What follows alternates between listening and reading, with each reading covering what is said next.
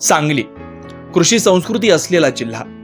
हळद, द्राक्ष, ऊस यासाठी ओळख असलेल्या या जिल्ह्यात 633 गावात 2,55,000 हेक्टर क्षेत्र खरीप पिकाखाली आहे. खरीपात भात, बाजरी, तूर, मूग, उडीद, मका, सोयाबीन ही प्रमुख पिकं घेतली जातात. तर आडसाली ऊसाची लागवडही याच महिन्यात होते. जिल्ह्यात खरीप हंगामात 1,51,000 मेट्रिक टन खताचा सरासरी वापर होतो. यात युरियाचाच वापर जवळपास 50,000 टन आहे. युरिया हे शेतातील प्रमुख नियंत्रित खत असल्यामुळे 266 रुपये किमतीत एक बॅग शेतकऱ्यांना देण्यासाठी जवळपास 1200 ते 1440 रुपये प्रत्येक बॅगसाठी शासन अनुदान देत आहे.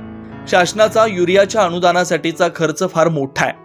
यातच युरियाचा अनियंत्रित वापर पाण्यातील नायट्रेट प्रदूषण वाढवतोय.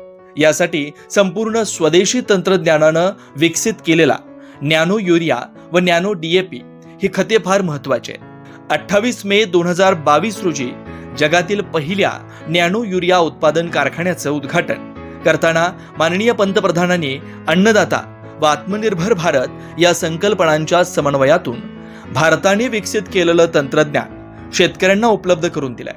साथियों, आज आत्मनिर्भर कृषि के लिए देश के पहले नैनो यूरिया प्लांट का लोकार्पण करते हुए भी मैं सच्चे हृदय से बताता हूं कि मैं एक विशेष आनंद की अनुभूति करता हूं. यूरिया की बोरी की ताकत एक बोतल में समा गई है. यानी नैनो यूरिया की आधा लीटर बोतल किसान की एक बोरी यूरिया की जरूरत को पूरा करेगी. जिल्हा परिषद मुख्य कार्यकारी अधिकारी यांनी हे तंत्रज्ञान खरीप 2024 मध्ये शेतकऱ्यांपर्यंत पोहोचवण्यासाठी नियोजन केलं. शेतकऱ्यांपर्यंत कमी वेळा व परिणामकारकरित्या हे तंत्रज्ञान पोहोचवण्यासाठी ड्रोनद्वारे नॅनो युरिया फवारणी हा प्रकल्प जिल्हा परिषदेने खरीप 2024 मध्ये सुरू केला. प्रत्येक प्रधानमंत्री किसान समृद्धी केंद्रात जून महिन्यात ड्रोनद्वारे नॅनो युरिया फवारणीसाठी नाव नोंदणी माहिती फलक लावले गेले. अनेक शेतकऱ्यांनी याबाबत उत्सुकता दाखवली. प्रत्यक्ष गावात प्रात्यक्षिक घेतले व बाजाराच्या ठिकाणी ड्रोन उडवले गेले. त्यानंतर प्रचंड मागणी वाढली. इफ्को कंपनीच्या माध्यमातून सुरुवातीला 5 ड्रोन आणले होते. ते कमी पडल्यामुळे पुन्हा 12 ड्रोन उपलब्ध करून घेण्यात आले. जिल्हा परिषदेमार्फत राबवण्यात आलेल्या या उपक्रमास शेतकऱ्यांनी चांगला प्रतिसाद दिलाय. ऊस शेतीमध्ये याचा शेतकऱ्यांना खत वापरासोबतच कीड नियंत्रणासाठी सुद्धा चांगला फायदा झालाय. जिल्ह्यात नॅनो युरियाच्या 1,10,000 बॉटलचा वापर शेतकऱ्यांनी खरीप 2024 मध्ये केलाय. खरीप हंगामात 4,900 मेट्रिक टन युरिया खताची बचत त्यामुळे झाली आहे.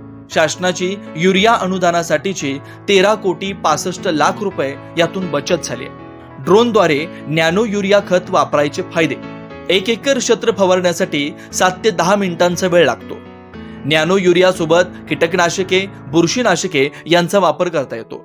एका माणसामार्फत किमान 20 एकर क्षेत्र फवारणी होते, त्यामुळं मजुरीत बचत होते. युरियाची एक बॅग 266 रुपये व नॅनो युरियाची एक 500 मिलीलीटरची बॉटल 225 रुपयाला आहे. त्यामुळे शेतकऱ्यांचं प्रति एकर 40 रुपये वाचतात. याशिवाय शासनाचे अनुदानाचे 1200 रुपये प्रति बॅग बचत होते. नायट्रेट प्रदूषणामुळे होणारी पर्यावरणाची हानी थांबते. युरिया खताच्या वापरामुळे 20 ते 30% कार्यक्षम नत्रांचा वापर होतो. तो नॅनो युरियामुळे 80% कार्यक्षम नत्रांचा वापर होतो. युरियाच्या बॅग हाताळणी व वाहतुकीपेक्षा कमी श्रमात नॅनो युरियाच्या बॉटलची हाताळणी व वाहतूक होते. पावसाळ्यात साप व इतर प्राण्यांच्या भीतीमुळे शेतकरी शेतात जाऊ शकत नाहीत. त्यावेळी ड्रोनद्वारे नॅनो युरियाची फवारणी करता येते. ड्रोनद्वारे फवारणी करण्यासाठी ड्रोन चालक, प्रशिक्षित मनुष्यबळाची कमतरता व हंगामात पुरेसे ड्रोन उपलब्ध होत नाहीत हे प्रकर्षानं निदर्शनास आलं. त्यामुळे 2025-26 या आर्थिक वर्षात ड्रोन वापरासाठी प्रशिक्षित मनुष्यबळ निर्मिती करण्यासाठी DGCA मान्यता प्राप्त 5 दिवसांचा प्रमाणपत्र कोर्ससाठी अनुदान व ड्रोन खरेदीसाठी अनुदान ही योजना जिल्हा परिषद स्वीय निधीमधून घेण्यात आली आहे.